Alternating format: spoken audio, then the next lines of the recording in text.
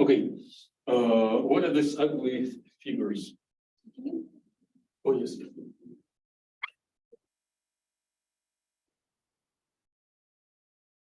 I think there should be a place for fun in the life, right? And this is very humble fun that probably is not considered as fun by you. But there are new technologies, new information technologies. One of them are neural networks. You hear about them, and they are designed just to process big amount of data for serious things. But there are fun stuff, like one can feed into neural network a text and get a image on the output. So it just creates a image based on AI art. And, oh yeah, I know. And there is something much simpler. You feed in a photograph or picture, and it processes it based on. So it tries to identify most important parts and simplify what is not important.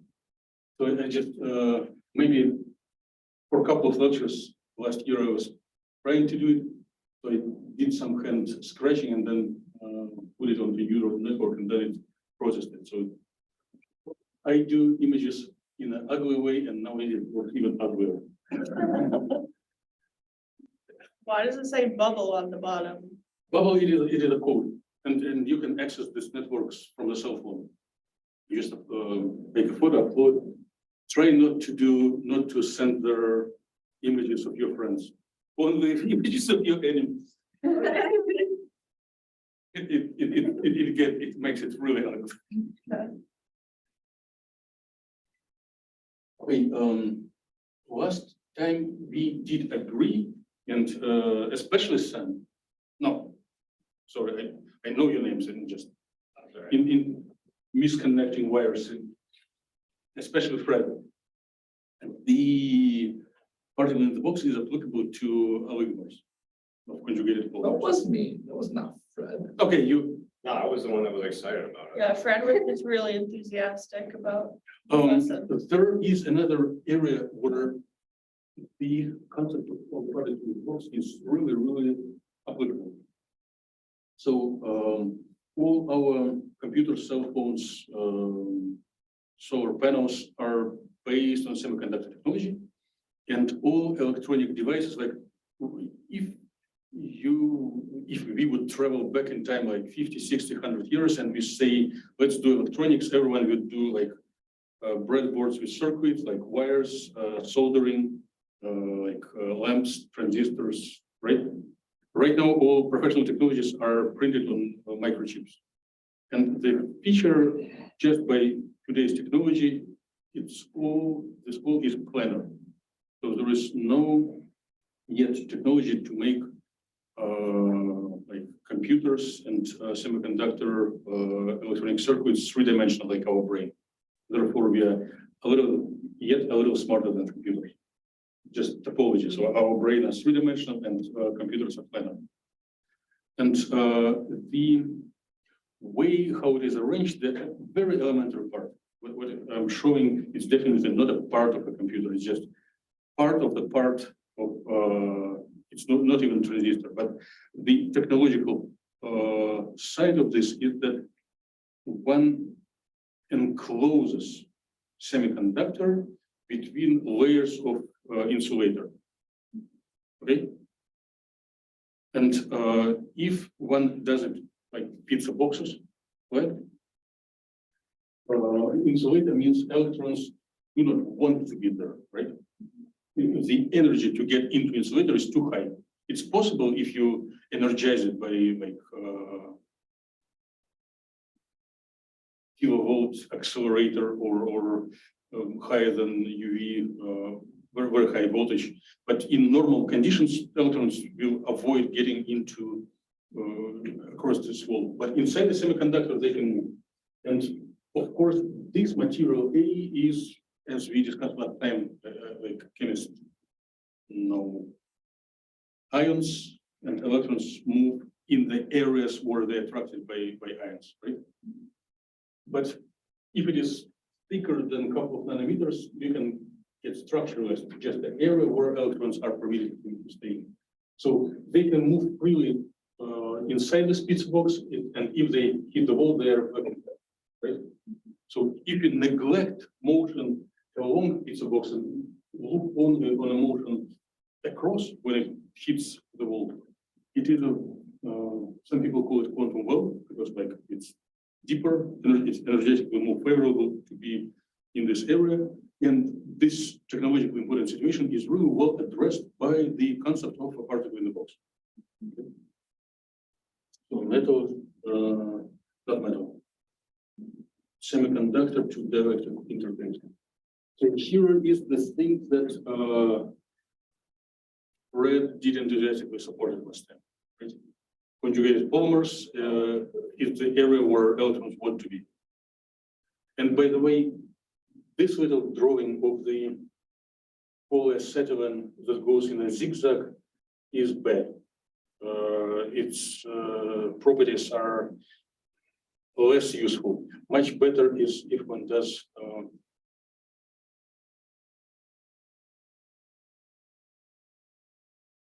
so stoichiometrically, those are the same, but what are the chemical words to discriminate between two isomers? Yes, which one is cis, which one is? That's the same trans ops. So the bottom was, this is the top one. Bottoms, cis, top is trans. I should stop recording since my freshman was in physics, but in chemistry, I can't record it. It will be we are not recording at all. So when you look at your double bonds, the way that the bond angles go is it zigzags for trans. So it goes, you have one bond up here, and then the other one is like kind of like parallel side. But if you look at cis, they both are kind of attached at the same layers of the same singular bond. So wouldn't this technically be E and Z, not cis and trans? So, but yeah. Double bond. So trans when they're similar, cis when there is a difference from point. Like across the double bond itself, not multiple. Oh yeah, you're right. Oh. You're right. So So basically, I made a little drawing. Oh, which, Okay. I can memorize it, but probably can't. But thank you. Okay. it's based on angular strain too. Okay. Yeah. Thank you. I don't think so. And when it will be time for projects, I think more than one will select conjugated polymers, and one can go much more complicated than cis or trans polyacetylene and do real polymers and model them. I also can do.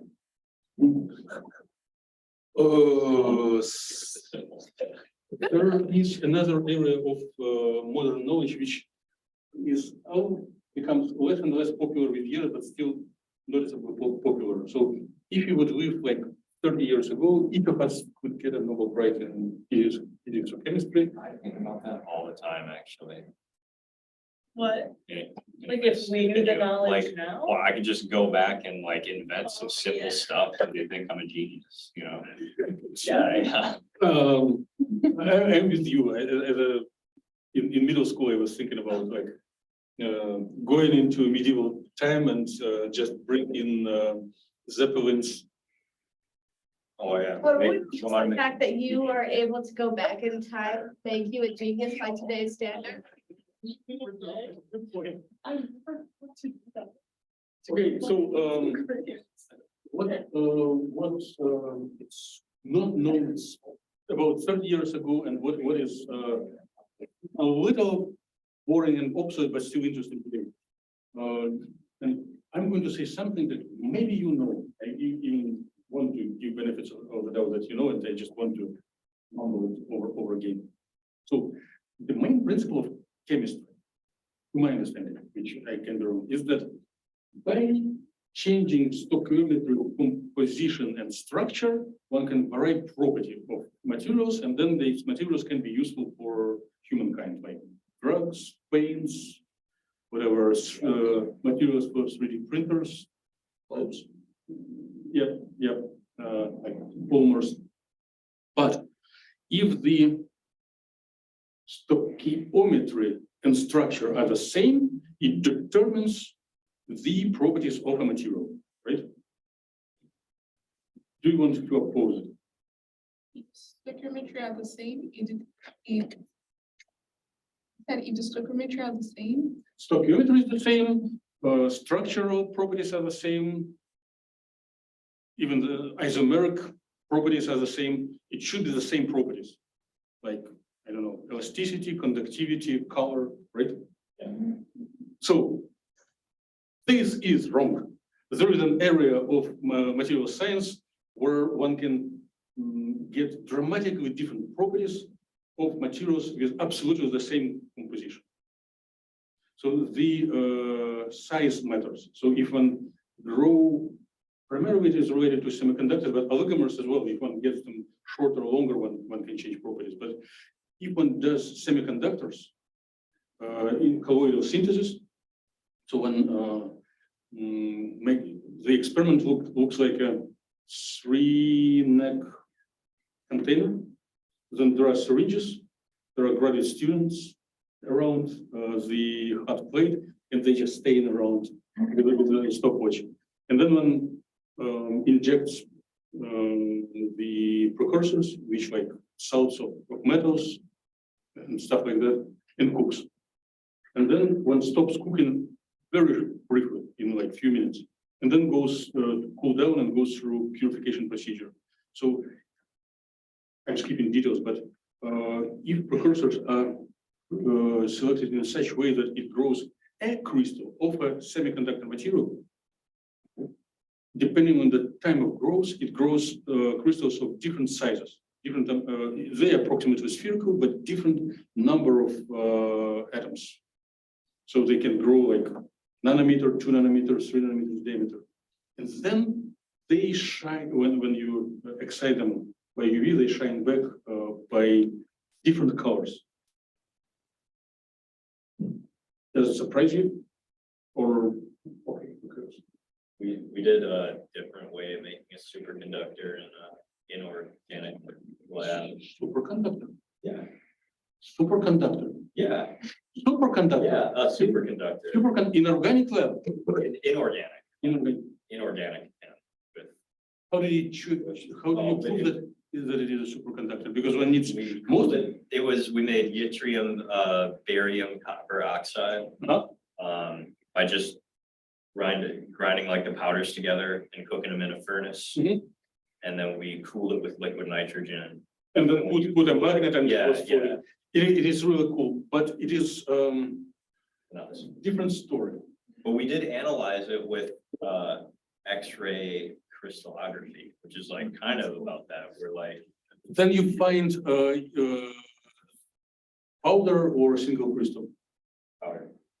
So it helps identify material. Yeah. And there are, even if there are grains and fractures, it's still like a bulk. But quantum dots that are, well, it's like a confined area where electrons can move inside it, cannot go on outside. Yes? Okay, so the variance of the properties is related to the randomness of the system.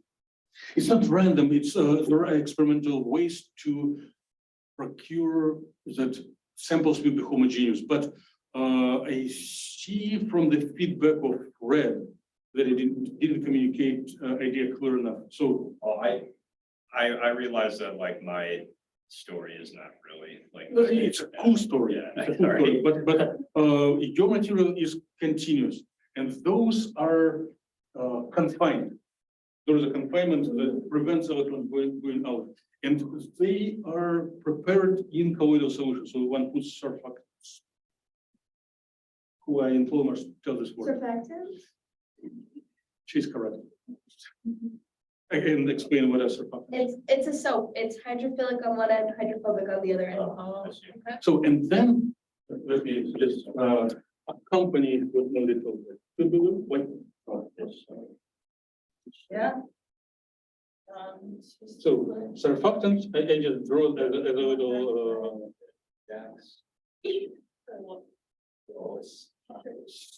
something like, it's, well, I do not want to expose my ignorance in the detail, but, and then they are colloidally like sonicated in the liquid. So a lot of these quantum dots, each of which is like 1,000 or 10,000 atoms in size, but there are a way to make them homogeneous, are floating. It's not solution, but it is a colloid. And they have different colors depending on the duration of the synthesis. So duration of the synthesis tells how big the size, and we will see. Yeah, we didn't discuss it yet, and it is my goal to show why and how change of the size changes such properties as, for example, a color. Okay, so the goal today is to have less equations, more fun. Yay! Okay.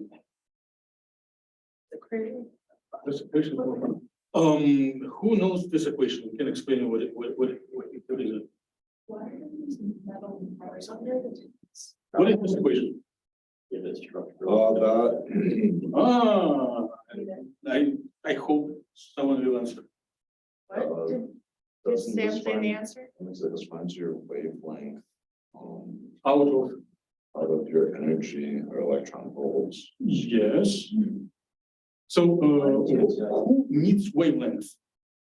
Everyone. Chemical chemists. If you want to look at the color. Yes, exactly. Color scientists. Okay. So if you do spectroscopy, you need for those who do calculations by physical and computational chemistry, electron volts are much better. They're more natural units. But historically, all instruments that were built and sold for last century are calibrated and graduated in nanometers.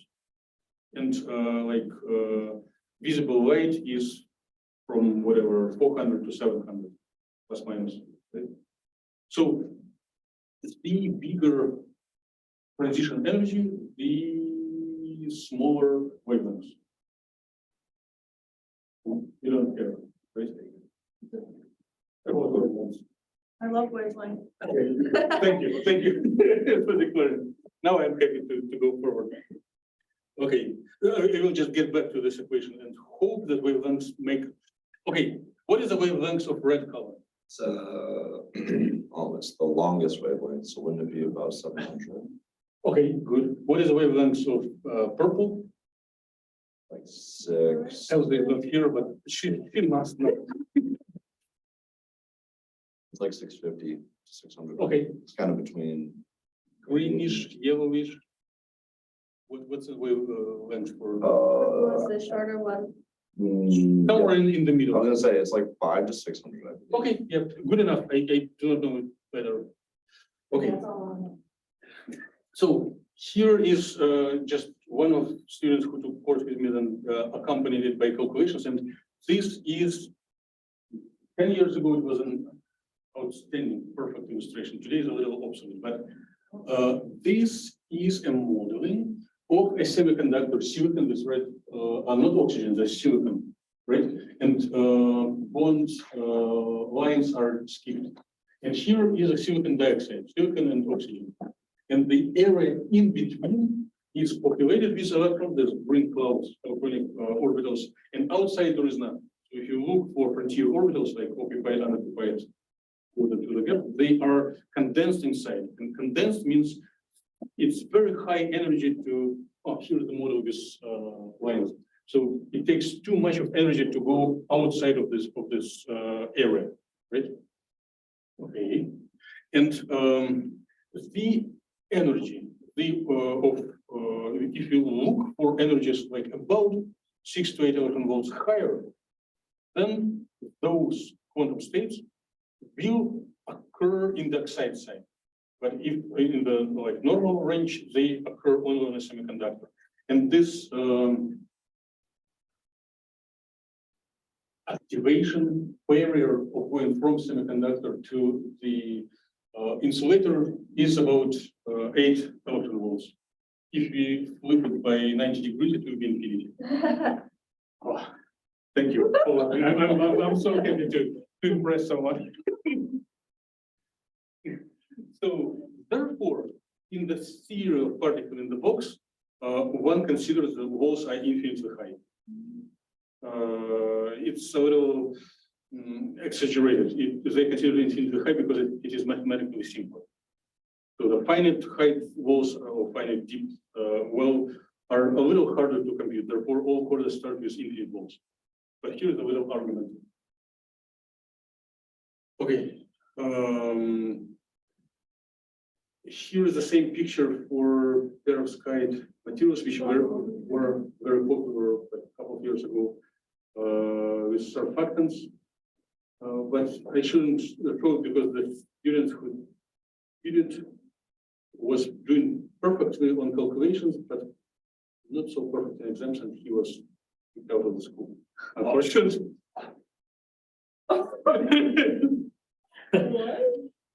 Well, he got like 3 times D in 1 semester, and I cannot do anything. Yeah. But at least his help stays with us for years.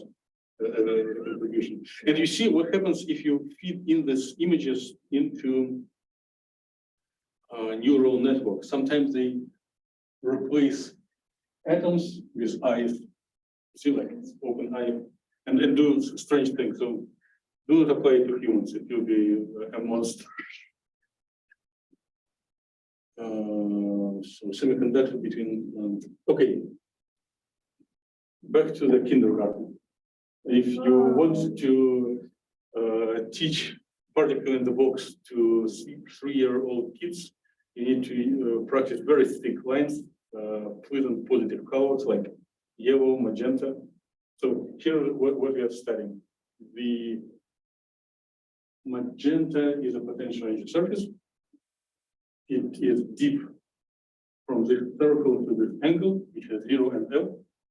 And they are a little higher, as high as 2 i's as in infinity outside. But in practice, it is not infinity, but something finite. And we need to find, the goal is to find the shape of the orbitals, which we partially did in the last lab, right? And energies of each orbital, because Schrödinger equation has multiple solutions. Time-independent Schrödinger equation. It was just, you see how, huh? I like it. Okay. When you apply it to symbols, it's okay. That's so cool. So it is your favorite time-independent Schrödinger equation. Gotta get that scheduled. Yeah, I can compete with the Android. So there are pi sub I and E sub I, and we need to find both for each I to find the shape, the orbital, and the energy. So Hamiltonian is kinetic plus potential. And kinetic is, I think we derived together.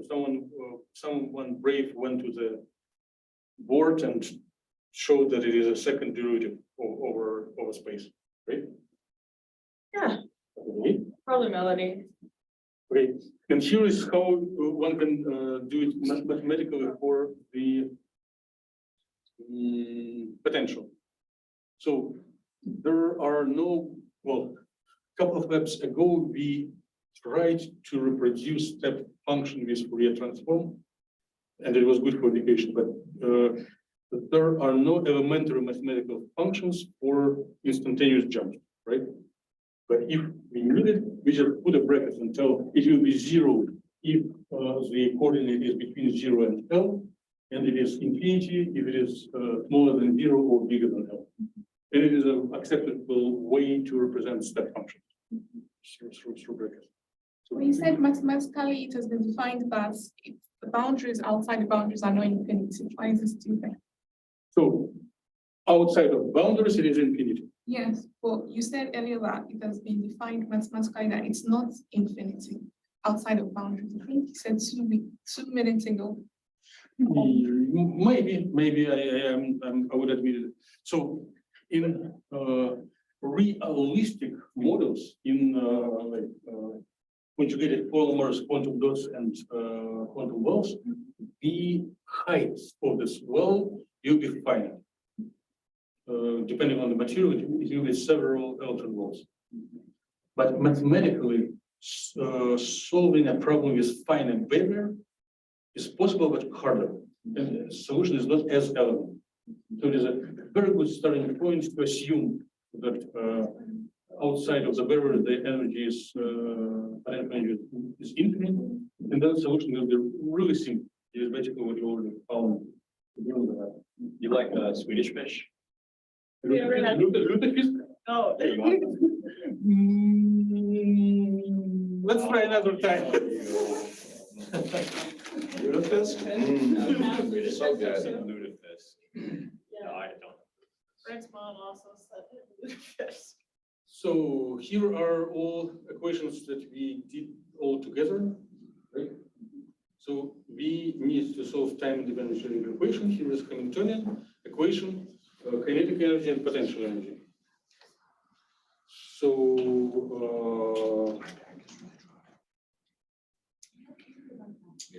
the way to solve such equation is a two-step. So first we find general solution inside the box, which will be the same as for this space, like exponential accumulating something, and then we need to match boundary conditions. That's everyone does in differential equation, right? Yes. So, and here is a little point of logic that may have been missed. So, if the energy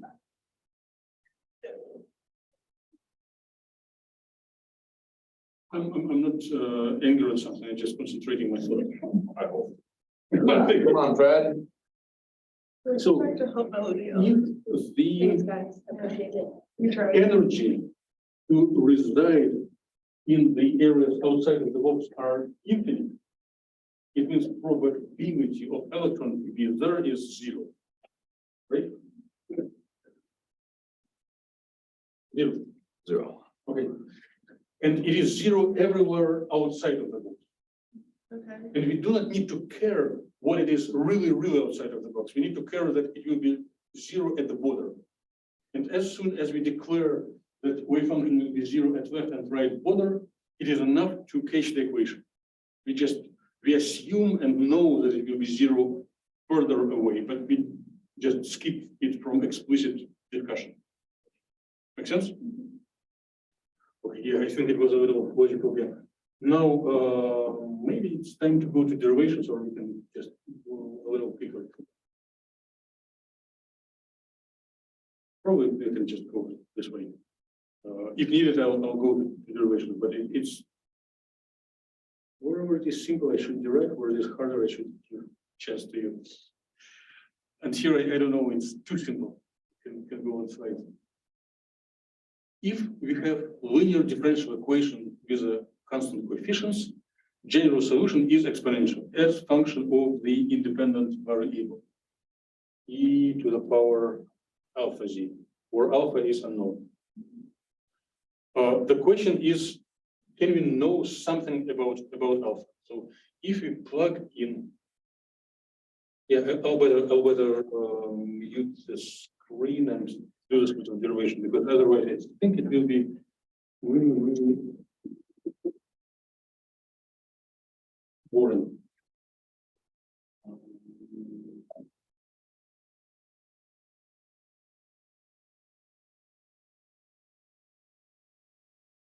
Judging myself, I will fall asleep with some equations are shown in the board without like bright colors or exaggerated shapes. So I will see alpha z. plug into minus h bar squared to m d to dg squared pi d pi. So instead of pi, we are plugging in this e to the power alpha z, e to the power alpha z, and then on the right side we do nothing. On the left side we practice derivative. What is the first derivative of e to the d dz e alpha z? Alpha e to The the alpha z. Okay, so the derivative doesn't change exponential. What is the second derivative? alpha squared, Okay, e to the alpha z. alpha square e. Okay. Yeah. Voyez-vous comment je sais chanter l'alphabet français? Sorry, I'm too Italian. He pronounced like not Z, but Then It's bad. that's Canadian. Actually British, get it right. They say that in Canada too. That's okay, it was a. Canada was a French colony. H bar I got squared taken to over M fighting. alpha squared. Now the derivative is gone, right? We already took it. Yes. So E alpha Z, energy E alpha Z. Now, when we do not have differential operators, we can cancel the function, Word, right? Huh? yeah. Okay, Yeah. and we have It's just- energy equals alpha squared minus h bar squared over 2m. If you know to learn what is alpha, we can solve for it. So alpha, let's see here. Alpha bar squared equals energy of the state, which we do not know yet, but minus h bar squared to masses and minus. Now alpha is equals square root of this. You can't take square root of a negative though. Come on. Imaginary. Okay, so 2m e h bar squared. So what is the square root of minus 1? Hi. Right? Okay. We can put plus minus I, but it is important that it is imaginary. It goes out of plane, out of real plane. And then just square root of mass, energy, and time constant. So we need to solve for solution of this polygon rules in the functional form e to the power I square root 2 e divided by a bar times d. So it gives a little meaning, and the thing that I'm doing something really useless. We already have the solution, but it's a little bit philosophical steps. So generally, if you believe only principles in differential equations, it should be something imaginary. But it is plus minus, right? And if we form a general solution, then what do? If both, yeah, constant, but if both plus and minus are solutions, then their superposition is also a solution. Yes? Yes, sure. Yeah. Okay, for linear equations, linear superposition is also a solution. Linear superposition solution is a solution. Okay, so phi c equals e plus I squared 2 m e squared z e minus I 2 m e. And we can put coefficient c plus, c minus. And now we have a little bit more formal way to search for solution. I wouldn't be surprised to learn that some of us hate imaginary exponentials.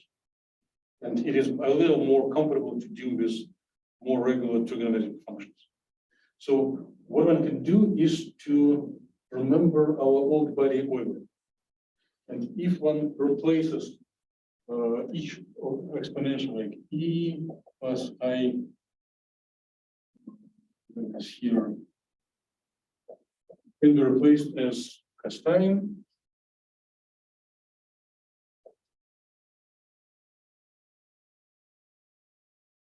plus I sine.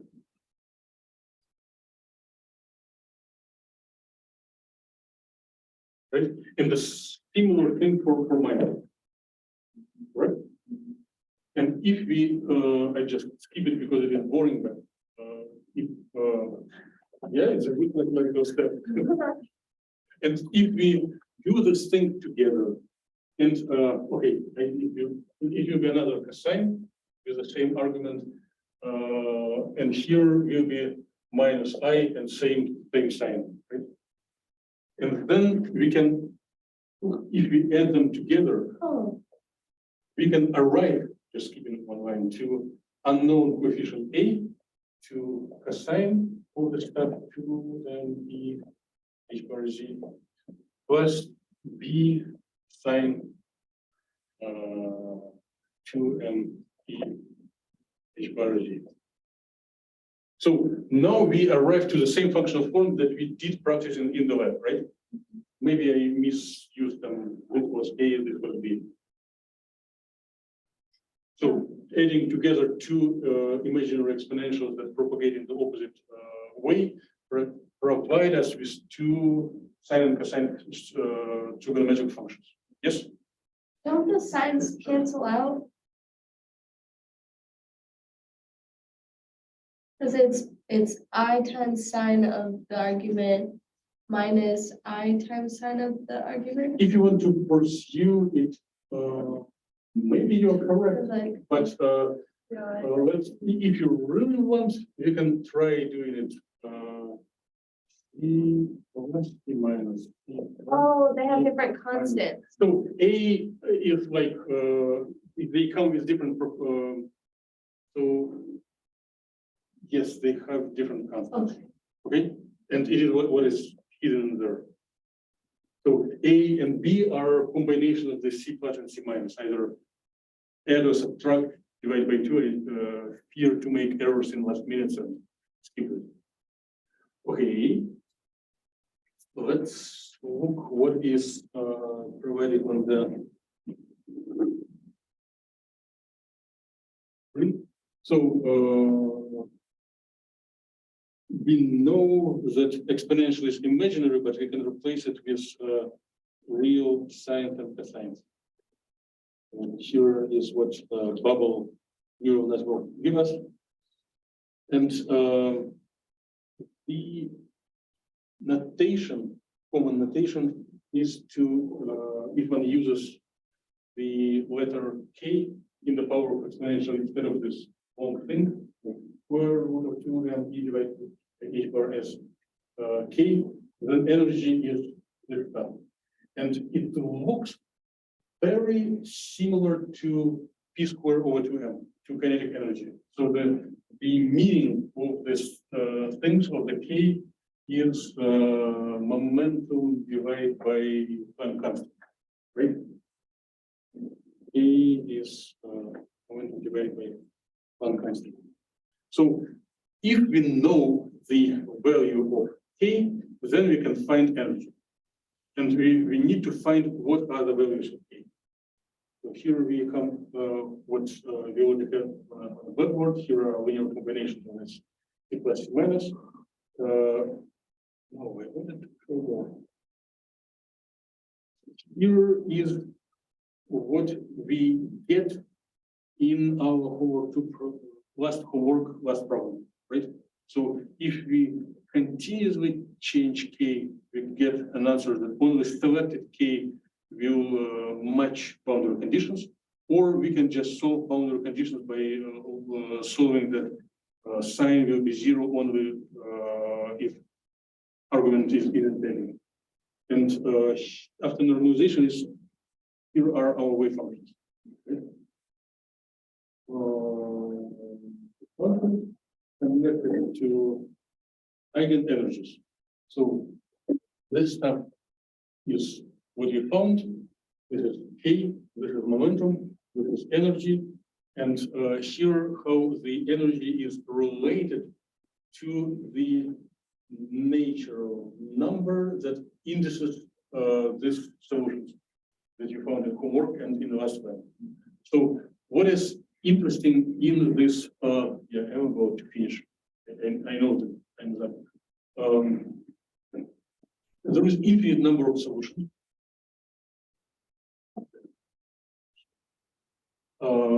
The energies are inversely proportional to length and directly proportional to n squared, which means they will be more and more offset. And dependence on the size of the box is really, really important. It is the key to the whole nanoscience that we discussed at the beginning. So here is just a little version of this equation. So factors, and number squared and 1 over L squared. So if we look on a real material, the optical excitation that controls the colors is the energy of transition from occupied orbital to unoccupied orbital. And if the energies of this orbital are inversely proportional to size of the box, it means the transition energy and the color will depend on the size of the box, right? Which is a foundation of nanoscience. By controlling size of the box, one can get materials of different color.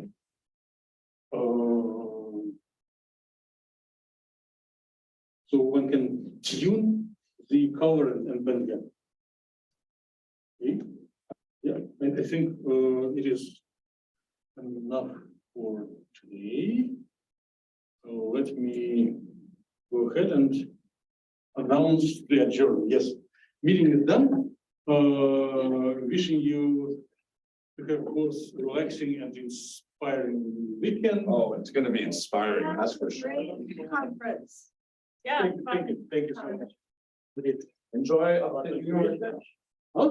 You like Swedish? Anybody, Swedish? No. Give it to the Swedes. Please have some. No, they. Swedish people actually speak Swedish fish. Otherwise, send them all here, yeah. Otherwise, they just keep them off themselves, right? I want to watch a Swedish person react to that. You know what he thinks? No, but if I'm Yeah.